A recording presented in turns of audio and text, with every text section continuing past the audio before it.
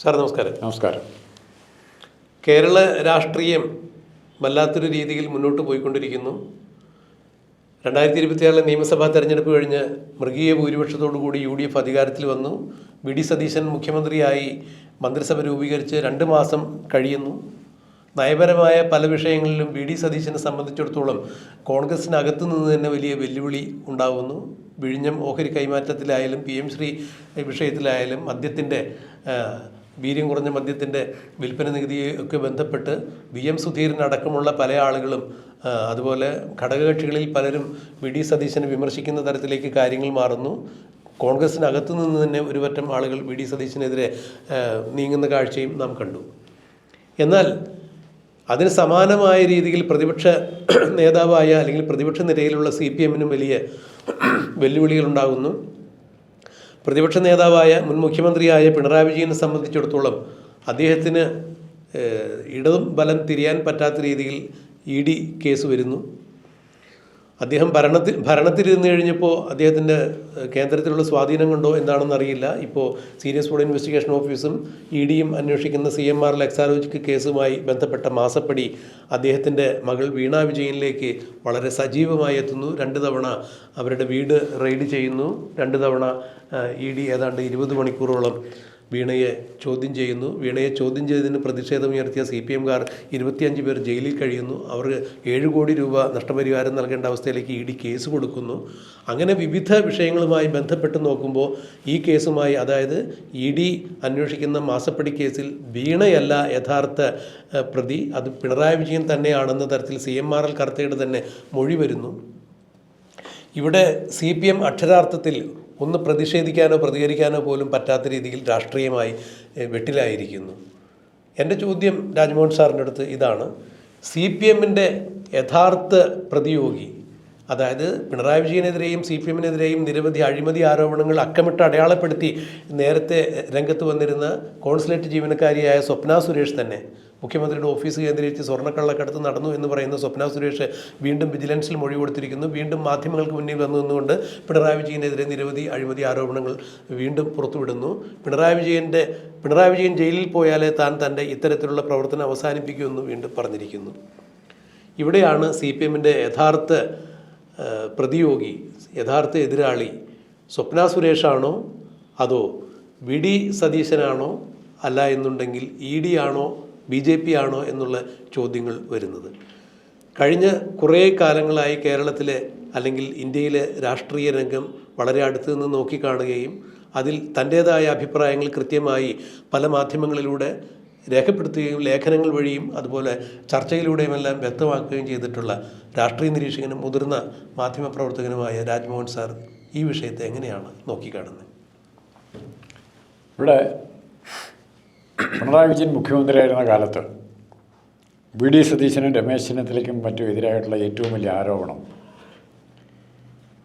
പിണറായി വിജയനെ എതിർക്കുന്നതിലൊരു മൃദു സമീപനമാണ് ഇവർ സ്വീകരിക്കുന്നത് എന്ന് പലരും കുറ്റപ്പെടുത്തിയിരുന്നു. എന്തിനു കൊള്ളാവുന്ന പ്രതിപക്ഷം എന്നാണ് പലരും ചോദിച്ചിരുന്നത്. ഉദാഹരണത്തിന് നമ്മുടെ ഷാജഹാനെ പോലുള്ള പഴയ CPM-ൻ്റെ സഹയാത്രികർ പോലും ഭയങ്കരമായി രമേശ് ചെന്നിത്തലയും വി ഡി സതീശനെ പ്രത്യേകിച്ചും കൂടുതൽ വിമർശിച്ചിരുന്നു. കോർണർ ചെയ്ത് ആക്രമിക്കുന്ന നമ്മൾ പല പ്രാവശ്യം കണ്ടിട്ടുണ്ട്. പക്ഷേ ഇവിടെ ഒന്നുകൂടെ ആലോചിച്ചാൽ പിണറായി വിജയനെ എതിർക്കുന്നതിൽ മൃദു സമീപനം സ്വീകരിച്ചെങ്കിൽ പോലും ആ മൃദു സമീപനത്തിൻ്റെ ആനുകൂല്യം പറ്റുന്നതിനേക്കാൾ കൂടുതൽ ജനങ്ങളെ വെറുപ്പിച്ച ആളായിട്ട് പിണറായി വിജയൻ മാറി, സ്വന്തം രാഷ്ട്രീയം കൊണ്ട്. മാത്രമല്ല, പിണറായി വിജയനെ ഏറ്റവും കൂടുതൽ എതിർത്ത് ആരാന്ന് ചോദിച്ചാൽ, പിണറായി വിജയനെ എതിർക്കാനുള്ള ശക്തി മറ്റുള്ളവർക്ക് കൊടുത്തത് ആരാന്ന് ചോദിച്ചാൽ, ഞാൻ പറയുന്ന ആദ്യത്തെ പേര് സ്വപ്ന സുരേഷിൻ്റെ ആയിരിക്കും. രണ്ടാമത് ഞാൻ പറയുന്ന പേര് ഷോൺ ജോർജിൻ്റെ ആയിരിക്കും. ചെറിയ പാർട്ടിയാണ്, BJP-യുടെ സഹയാത്രിയാണെന്ന് എന്ത് വേണേൽ പറഞ്ഞു. BJP-യിലെ മറ്റ് നേതാക്കന്മാരൊന്നും അത്രയും വന്നില്ല. പറയാം, ഷോൺ ജോർജിനെ സപ്പോർട്ട് ചെയ്യാൻ പോലും വന്നിട്ടില്ല. തീർച്ചയായും ഇപ്പോൾ ഈ നിലവിൽ അന്വേഷണം നടക്കുന്ന ഈ സീരിയസ് ഫ്രോഡിൻ്റെ അന്വേഷണത്തിലും അതുപോലെ തന്നെ ED അന്വേഷണത്തിലും ഈ മാസപ്പടിയുമായി ബന്ധപ്പെട്ട് ഏറ്റവും കൂടുതൽ മുന്നോട്ട് പോയിട്ടുള്ള അല്ലെങ്കിൽ വിമർശനങ്ങൾ ഉന്നയിച്ചിട്ടുള്ള കാര്യകാരണ സഹിതം ആ കേസിൽ കക്ഷികാരി വരെ ചെയ്തിട്ടുള്ളത് ഷോൺ ജോർജ് തന്നെയാണ്. മാത്യു കുഴൽനാടനും നിയമസഭയിൽ ഈ വിഷയവുമായി ബന്ധപ്പെട്ട് പിണറായി വിജയനെ നേർക്കുനേർ പൊരുതുന്നത് നമ്മൾ കണ്ടതാണ്. അപ്പോൾ പിണറായി വിജയനെ തുറന്നു കാട്ടുന്നതിൽ മുന്നിലുണ്ടായിരുന്ന സ്വപ്ന സുരേഷും ഷോൺ ജോർജും, പിന്നെ വേണമെങ്കിൽ വി ഡി സതീശൻ, മാത്യു കുഴൽനാടൻ, അങ്ങനെ കുറേ പേരുടെ പേര് പറയാം. ഇനി ഇപ്പോഴുണ്ടായിരിക്കുന്ന പ്രശ്നം, കോൺഗ്രസ് എങ്ങനെ പിണറായി വിജയനെ രക്ഷപ്പെടുത്താൻ കോൺഗ്രസ് വിചാരിക്കുമോ? ചോദ്യം നമ്പർ 1 ആണ്. അല്ലെ, പിണറായി വിജയൻ രക്ഷപ്പെട്ടോട്ടെ എന്ന് കോൺഗ്രസ് വിചാരിക്കുമോ? കാരണം ഇപ്പം വേണം ഒന്നുകൂടെ പറയാം, പാറ്റാ സമരം കാരണം ഇവരെല്ലാം മുന്നണിയായെന്നാണ് പറയുന്നത്. റഹീമും പിട്ടാസും രാഹുൽ ഗാന്ധിക്ക് ബാനർ പിടിച്ചു കൊടുക്കാൻ ചെന്നിട്ടുണ്ട്, പുറകെ നിൽക്കുന്നുണ്ടായിരുന്നു. അപ്പോൾ ഈ ബന്ധം ഈ കേസിലേക്ക് ഉപയോഗിക്കുകയില്ലേ? ഉറപ്പായിട്ടും. വലിയ റഹീമിൻ്റെ സ്വരമൊക്കെ എന്താ മയത്തിലാണ് പറയുന്നത്. ബഫൂണ്ട രാഹുൽ ഗാന്ധി എന്താ വിളിച്ചിരുന്നയാൾ നേരത്തെ? ആ റഹീം പോലും വളരെ മയപ്പെട്ട് രാഹുൽ ഗാന്ധിയുടെ പുറകിൽ വെഞ്ചാമരം പിടിച്ചു നിൽക്കുന്ന സ്റ്റേജിലേക്ക് മാറി, ആ സ്ഥിതിയിലേക്ക് മാറി. അപ്പോൾ ഈ മാറ്റം, ഈ ലാവ്ലിൻ കേസല്ല, അത് പിണറായി വിജയൻ്റെ കേസ്, ഇവിടുത്തെ എക്സാലോജിക്ക് കേസുമായി ബന്ധപ്പെട്ട് വീണയും പിണറായിയും രക്ഷപ്പെടാനുള്ള ഒരു തന്ത്രത്തിൻ്റെ ഭാഗമാണ്. അത് രാഹുൽ ഗാന്ധിയെക്കുറിച്ച് എന്തെല്ലാം മോശമായിട്ട് അവർ പറഞ്ഞിരുന്നത്. രാഹുൽ ഗാന്ധി കേരളത്തിൽ വന്നിട്ട് ഞങ്ങളെ പറ്റിയേ പ്രസംഗിച്ചിട്ടുള്ളൂ, BJP പറ്റി ഒന്നും പറഞ്ഞിട്ടില്ല, ഇങ്ങനെ പല കാര്യങ്ങളും പറഞ്ഞു. ഇനി പിണറായി വിജയൻ പറയാൻ പോകുന്നതായിരിക്കില്ല എന്നാണ് ഞങ്ങളെ കൂട്ടുന്നത്. അല്ലെങ്കിൽ വീണ്ടും നരേന്ദ്രമോദിയിൽ നിന്ന് വ്യക്തമായ ഉറപ്പ് കിട്ടണം, പിണറായി വിജയന് കിട്ടണം, ആ ശല്യം ചെയ്യില്ല, താൻ തൽക്കാലം രക്ഷപ്പെട്ടു എന്ന് നരേന്ദ്രമോദി പിണറായി വിജയന് ഉറപ്പ് കൊടുത്തില്ലെങ്കിൽ കോൺഗ്രസിനോട് വളരെ മൃദുവായ സമീപനം സ്വീകരിക്കാൻ ആര് തയ്യാറാവും? പിണറായി വിജയന് തയ്യാറാകേണ്ടി വരും. അതുപോലത്തെ ഒരു ഗതികെട്ട അവസ്ഥയിലാണ് പിണറായി വിജയൻ നിൽക്കുന്നത്. ഇവിടെ BJP സംബന്ധിച്ചിടത്തോളം ഈ 2026 നിയമസഭാ തെരഞ്ഞെടുപ്പിൽ 3 സീറ്റ് കിട്ടി. അതായത് പിണറായി വിജയനെ ഇത്രത്തോളം കേന്ദ്ര BJPയിൽ നിന്ന് സഹായം ഉണ്ടായിരുന്നു എന്ന് പറയപ്പെടുന്ന സാഹചര്യത്തിലാണ് 3 സീറ്റുകൾ കിട്ടിയത്. ഈ 3 സീറ്റുകളാവട്ടെ ഇടതുപക്ഷത്തിൻ്റെ സീറ്റ് തന്നെയാണ്. അങ്ങനെ BJPക്ക് അവിടെ ഒരു പുനർവിചിന്തനത്തിന് വഴിയൊരുങ്ങിയെന്നാണ് കേൾക്കുന്നത്. കാരണം ഈ പിണറായി വിജയനെ ഇത്രത്തോളം തണ്ടിട്ട് താങ്ങി നിർത്തിയില്ലായിരുന്നു എങ്കിൽ ചുരുങ്ങിയത് 5 സീറ്റെങ്കിലും ഇക്കുറി നിയമസഭയിലേക്ക് BJPക്ക് നേടാനാവുമായിരുന്നു. അപ്പോൾ തീർച്ചയായും കോൺഗ്രസിൻ്റെ വോട്ടുകളോ അല്ലെങ്കിൽ കോൺഗ്രസിനെ ഭിന്നിപ്പിച്ചുകൊണ്ടായിരിക്കാൻ സാധ്യതയില്ല ഇനി BJPയുടെ കേരളത്തിലെ വളർച്ച. അത് CPMനകത്ത് നിന്ന് തന്നെയുള്ള ഹിന്ദു വോട്ടുകൾ കിട്ടണം, അല്ലെങ്കിൽ CPMനകത്തുള്ള ഹൈന്ദവരുടെ വോട്ടുകൾ BJPയിലേക്ക് ഒഴുകിയാൽ മാത്രമേ BJPക്ക് ഇവിടെ രക്ഷയുള്ളൂ എന്ന് തിരിച്ചറിഞ്ഞിരിക്കുന്നു. CPMനെ തകർത്താലേ BJP വളരൂ എന്ന രീതിയിലേക്ക് BJP നയം മാറ്റിയിരിക്കുന്നു. അതുകൊണ്ട് തന്നെ ഇനി പിണറായി വിജയനെയും അല്ലെങ്കിൽ പിണറായി വിജയൻ ഉൾപ്പെട്ടിരിക്കുന്ന കേസുകളിൽ കേന്ദ്ര അന്വേഷണ ഏജൻസികളുടെയോ ഏതെങ്കിലും തരത്തിലുള്ള ഒരു സഹായം കേന്ദ്ര സർക്കാരിൻ്റെ ഭാഗത്ത് നിന്ന് ലഭ്യമാക്കണ്ട എന്ന് മോദി കണക്ക് കൂട്ടിയിരിക്കുന്നു എന്ന് വേണ്ടേ ഇതിൽ നിന്നും മനസ്സിലായി. ഇപ്പോഴത്തെ നീക്കങ്ങളെല്ലാം കാണിക്കുന്നത് അങ്ങനെയാണ്. ഇപ്പോഴത്തെ നീക്കങ്ങൾ കാണിക്കുന്നതെല്ലാം അങ്ങനെ തന്നെയാണ്. പക്ഷേ മോഡി പിണറായി വിജയനെ രക്ഷിക്കാൻ ശ്രമിച്ചാൽ അത് ആർക്ക് പാരയാവും? ഇന്നിപ്പോഴത്തെ പരിസ്ഥിതിയിൽ അത് മോഡിക്കൂടെ പാരയാവും തീർച്ചയായും. കാരണം പിണറായി വിജയൻ്റെ കയ്യിൽ നിന്നും പുറത്തു വരാൻ പോകുന്ന രഹസ്യങ്ങൾ, ഈ പുറത്തേക്ക് സ്വർണം കൊണ്ടുപോയി എന്ന് പറഞ്ഞ് മോഡി പറയുന്നത് ശരിയാണെന്ന് വിശ്വസിച്ച് മോഡിയെ പ്രധാനമന്ത്രി പറഞ്ഞ് നമ്മളെ തള്ളിക്കളയുന്നില്ല. കേരളത്തിൻ്റെ കള്ളക്കടത്ത് കേന്ദ്രമാണെന്നും ഇവിടുന്ന് വിദേശത്തേക്ക് സ്വർണം കടത്തിയിട്ടുണ്ടെന്നൊക്കെ മോഡി പറയുമ്പോൾ, അല്ല, മോദി കേരളത്തിൽ വന്ന് സംസാരിച്ചത് ഇങ്ങനെ തന്നെ പറഞ്ഞത്, അതായത് കേരളത്തിൽ മുഖ്യമന്ത്രിയുടെ ഓഫീസ് കേന്ദ്രീകരിച്ച് സ്വർണ്ണക്കള്ളക്കടത്ത് നടക്കുന്നു എന്ന് പറയുമ്പോൾ ഭാരതത്തിൻ്റെ പ്രധാനമന്ത്രി അങ്ങനെ പറയുമ്പോൾ വെറുതെ രാഷ്ട്രീയ പ്രേരിതമായിട്ടൊരു പ്രധാനമന്ത്രി ഒരു സംസ്ഥാനത്തെ മുഖ്യമന്ത്രിക്കെതിരെ ഇത്ര ആരോപണം ഉന്നയിക്കില്ലല്ലോ. അപ്പോൾ കൃത്യമായി അതിന് പ്രധാനമന്ത്രി എന്ന രീതിയിൽ മോദിക്ക് കയ്യിൽ എന്തെങ്കിലും തെളിവുകൾ കിട്ടിക്കാണണം. ഇത് തന്നെയാണ് കേന്ദ്ര ആഭ്യന്തര വകുപ്പ് മന്ത്രി അമിത്ഷായും പറഞ്ഞത്. അങ്ങനെയെങ്കിൽ പിന്നെ പിണറായി വിജയനെതിരെ ഇവരെന്ത് നടപടിയെടുത്തു എന്നുള്ളത് BJPക്കാർ തന്നെ ശ്രദ്ധിക്കുന്നൊരു കാര്യം തന്നെയാണ് ചോദിക്കുന്നത്. അല്ല, മാത്രമല്ല പിണറായി വിജയന് വേണമെങ്കിൽ അങ്ങനെ അത്രയും അപകീർത്തികരമായ പ്രസ്താവന കൊടുത്തതിന് CPM പാർട്ടിയായിട്ട് MP ഗോവിന്ദനോ പാർട്ടിക്കോ അല്ലെങ്കിൽ പിണറായി വിജയന് തന്നെയോ മാനനഷ്ടത്തിന് കേസ് കൊടുക്കാം. മോദിക്കെതിരെ ഒരു അക്ഷരം പറഞ്ഞു ഏത് മലയാളിക്കും കൊടുക്കാം. കാരണം എല്ലാവർക്കും നാണക്കേടാ. കേരളത്തിന്റെ മുഖ്യമന്ത്രിയുടെ ഓഫീസ് നമ്മുടെ മുഖ്യമന്ത്രിയാണല്ലോ, കേരളത്തിന്റെ മുഖ്യമന്ത്രി നമ്മുടെ മുഖ്യമന്ത്രി. അപ്പോൾ അങ്ങനെ പറഞ്ഞിട്ട് പോയിട്ട് പോലും ആ കേസ് എങ്ങും എത്തിയില്ല എന്ന് കണ്ടു കഴിഞ്ഞപ്പം ഉറപ്പായിട്ടും ഒന്ന് പറഞ്ഞു നമുക്ക് ആലോചിക്കാം, ഇത് അഡ്ജസ്റ്റ്മെൻറ്റ് തന്നെ ആയിരുന്നു. പക്ഷേ ഫലത്തിൽ ഇത്തരം കച്ചവടങ്ങൾ, പാർട്ടി മാറിയുള്ള കച്ചവടങ്ങൾ അണികൾ സ്വീകരിക്കണമെന്നില്ല. അതിൽ സാറ് പറഞ്ഞത് വളരെ ശരിയാണ്. അതിൽ 2 വസ്തുതയുണ്ട്.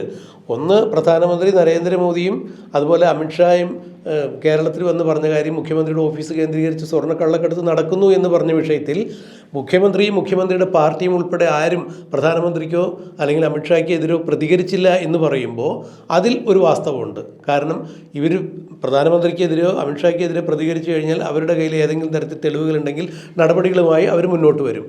മറ്റൊന്ന്, ഈ പിണറായി വിജയനെ സംബന്ധിച്ചിടത്തോളം ഇത്തരം ഒരു പ്രതിസന്ധിയിൽ പെട്ടിരിക്കുന്നു എന്ന് പറയുമ്പോൾ കേരളത്തിൽ കോൺഗ്രസിനെ തകർക്കുന്നതിന് വേണ്ടി BJP ഇവിടെ CPM വളർത്തുന്നു എന്നുള്ള ധാരണയ്ക്കും ആക്കം കൂടുന്നു. അപ്പോൾ രണ്ട് തരത്തിലും അതിന് സാധ്യതകളുണ്ട് എന്ന് വേണ്ടേ അത് ഇന്ന് മനസ്സിലാക്കാൻ? അല്ല, BJPക്ക് വളരണമെങ്കിൽ CPM തയ്യാറാണ്. താങ്കൾ ആദ്യം പറഞ്ഞ പ്രതിപാദ്യം പറഞ്ഞ ഇതുണ്ടല്ലോ, യഥാർത്ഥത്തിൽ കേരളത്തിലെ ഹിന്ദു പാർട്ടി എന്ന് പറഞ്ഞാൽ BJP ആണ്. BJP അല്ല, ഏറ്റവും വലിയ ഹിന്ദു പാർട്ടി CPM ആണ്. CPMന് കിട്ടുന്ന വോട്ടുകളിൽ ഒരു 65-70% ഉറപ്പായിട്ടും ഹിന്ദു വോട്ടുകളാണ്. ഹിന്ദു വോട്ടുകളിൽ തന്നെ കേരളത്തിലെ ഏറ്റവും വലിയ ഹൈന്ദവ വിഭാഗമായ ഈഴവരുടെ 75% കിട്ടിക്കൊണ്ടിരിക്കുകയാണ്. എൻബ്ലോക്ക് വോട്ടുകളായിരുന്നു. പിണറായി വിജയനെ വെള്ളാപ്പള്ളിയെ കൂട്ടുകൂട്ടിയിട്ടും പ്രയോജനം ഉണ്ടാകാത്തതിൻ്റെ കാര്യം, ആ വോട്ട് മുഴുവൻ അതിന് മുമ്പേ കിട്ടിക്കൊണ്ടിരിക്കുന്നതാണ്. വെള്ളാപ്പള്ളിയെ കൂട്ടിയാലും കൂട്ടിയില്ലെങ്കിലും ആ വോട്ട് CPMന്റെ പെട്ടിന് പോവുകയില്ല. അങ്ങനത്തെ ഒരു കൾച്ചറലായിട്ടുള്ള റിലേഷനുണ്ട്. അല്ല, ഇക്കുറി സംഭവിച്ചതും അത് തന്നെയാണ്. ആ കൾച്ചറലായിട്ടുള്ള ബന്ധം തകർക്കാതെ CPM നമ്മൾ പൊക്കിൽക്കൊടി ബന്ധം എന്നൊക്കെ പറയില്ലേ, CPM ഈഴവ കമ്മ്യൂണിറ്റി ആയിട്ടുള്ള പൊക്കിൽക്കൊടി ബന്ധം തകർക്കാതെ BJPക്ക് ഒരു ഇഞ്ച് കേരളത്തിൽ മുന്നോട്ട് ഓളമുഖ ചക്രത്തിലുള്ള നായന്മാരുടെ എണ്ണം വെച്ചാൽ BJP എന്നാ ചെയ്യാനാ? കട്ടിച്ച് ചില സ്ഥലങ്ങളിൽ ജയിക്കാമെന്നുള്ളതല്ല, അതിനപ്പുറത്തേക്ക് ഒരു ഇഞ്ച് കയറാൻ പറ്റില്ല. അപ്പോഴാണ് ഈഴവ സഹായം കൂടെ ഉണ്ടായിക്കഴിഞ്ഞാൽ, എന്നുവെച്ചാൽ ഹൈന്ദവ വോട്ടാണ് ഉദ്ദേശിക്കുന്നെങ്കിൽ ഈഴവ സഹായം കൂടെ ഉണ്ടായിക്കഴിഞ്ഞാൽ ബാക്കി എല്ലാ വോട്ടും പോയാലും ഒരു കംഫർട്ടബിൾ പൊസിഷനിലേക്ക് CPMന് വളരാനുള്ള ചാൻസ് ഉണ്ട്. അല്ല, BJPക്ക് വളരാനുള്ള ചാൻസ് ഉണ്ട്. ആ ചാൻസിനാണ് എന്നിപ്പോൾ പിണറായി വിജയൻ തന്നെ BJP ചേർന്നാൽ പേടിക്കണോ? കാരണം പിണറായി വിജയനെ ഒത്തിരി കാര്യങ്ങൾ പറഞ്ഞ് പിണറായി വിജയനോട് വിലപേശാനുള്ള ഒത്തിരി ആയുധങ്ങൾ മോഡിയുടെ കയ്യിലുണ്ട്, അമിത്ഷായുടെ കയ്യിലുണ്ട്. അല്ല, ഇനിയിപ്പോൾ ഏതെങ്കിലും തരത്തിൽ സാധ്യത ഉണ്ടെങ്കിൽ പിണറായി വിജയനെ സംബന്ധിച്ചിടത്തോളം ഒരു രാഷ്ട്രീയ അഭയം വേണ്ടി വരികയാണെങ്കിൽ തീർച്ചയായും അത് BJP ആയിരിക്കും. BJP ആയിരിക്കും. രീതിയിൽ നമുക്ക് കൺക്ലൂഡ് ചെയ്യാം. എന്ത് തന്നെയായാലും ഇപ്പോൾ അത് കുറിച്ച് വെച്ചോ, പിണറായി വിജയനെ സംബന്ധിച്ചിടത്തോളം ആരാണ്, അല്ലെങ്കിൽ CPMനെ സംബന്ധിച്ചിടത്തോളം ഏറ്റവും വലിയ രാഷ്ട്രീയ ശത്രു ആരാണ് എന്ന് ചോദിക്കുമ്പോൾ ഇപ്പോൾ സ്വപ്ന സുരേഷാണോ, ഷോൺ ജോർജ് ആണോ, BJP ആണോ, അഥവാ VD സതീശനാണോ എന്നുള്ള ചോദ്യത്തിന് അവസാനം മാത്രമായിരിക്കും VD സതീശനിലേക്ക് എത്തുക എന്നുള്ളതാണ് നമുക്ക് തോന്നുന്നത്. കാരണം ഈ അടുത്ത കാലത്ത് VD സതീശൻ്റെ ഭാഗത്തു നിന്നുണ്ടായിട്ടുള്ള ADGPക്കെതിരെയുള്ള നടപടിക്രമങ്ങളും എല്ലാം നോക്കുമ്പോൾ തീർച്ചയായും സർക്കാർ നിയമപരമായ രീതിയിൽ മുന്നോട്ട് പോകുന്നത്. പക്ഷേ അതിനേക്കാൾ ഗുരുതരമായ പല ആരോപണങ്ങളും കൃത്യമായ രീതിയിൽ പിണറായി വിജയന് നേർക്ക് വിരൽ ചൂണ്ടി സംസാരിക്കുന്നത് സ്വപ്ന സുരേഷും ഷോൺ ജോർജുമാണ് എന്ന് പറയുമ്പോൾ അതെ, അപ്പോൾ തീർച്ചയായും ഇവിടെ പാളയത്തിൽ പട വേറെയുണ്ട്. അപ്പോൾ പിണറായി വിജയൻ അക്ഷരാർത്ഥത്തിൽ രാഷ്ട്രീയമായും വലിയൊരു പ്രതിരോധത്തിലാണ്, ചക്രവ്യൂഹത്തിലാണ് എന്ന് പറഞ്ഞാൽ പോലും അതിൽ ആലങ്കാരികതയില്ല എന്ന് എനിക്ക് തോന്നുന്നു. ഈ ചക്രവ്യൂഹത്തിൽ നിന്നും പിണറായി വിജയന് പുറത്ത് കടക്കണം എന്നുണ്ടെങ്കിൽ അതിന് മറ്റൊരു സമരമുറ കണ്ടെത്തേണ്ടിയിരിക്കുന്നു എന്ന് വേണം പറയാൻ.